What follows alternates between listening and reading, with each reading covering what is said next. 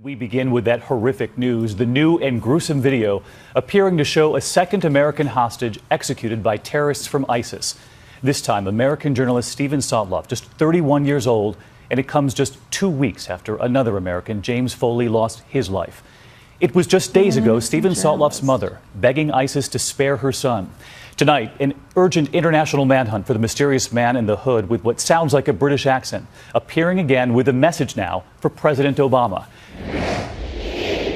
U.S. officials said today Steven Sotloff never had a chance once the 31-year-old American journalist was in the hands of the brutal ISIS group. I am Shirley Sotloff. The emotional plea for his life from his mother clearly had no impact on her son's killers. I ask you to please release my child. As a mother, I ask your justice to be merciful and not punish my son for matters he has no control over. ISIS said it killed Sotloff because of President Obama's decision to continue the U.S. bombing of ISIS targets in Iraq. Today, as the president left for meetings in Europe over the threat from ISIS, the only comment came from his press secretary. Our thoughts and prayers, first and foremost, are with Mr. Sotloff and Mr. Sotloff's family and those who worked with him. The graphic video today was titled "A Second Message to America," posted online by a throwaway email account and then distributed on social media.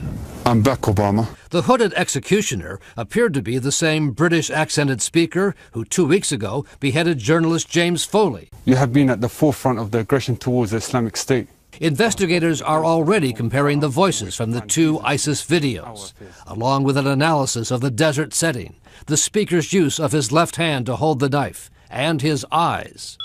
Earlier, facial recognition experts had created this likeness from an examination of the eyes from the last video, clean-shaven and with a mustache, trying to figure out who was responsible. There's obviously a strong interest in identifying who and where does ISIS now continue to hold foreigners, including Americans. A spokesman for Sotloff's parents said tonight they are privately grieving the death of their son, who before his capture a year ago had covered conflicts across Africa and the Mideast. Steven knew what he was doing. He was very, very, very courageous. It wasn't a reckless thing. At the end of today's video, ISIS produced yet another Western hostage, identified as a British citizen named David Haynes, along with a warning against other governments in what they termed an evil alliance of America against ISIS.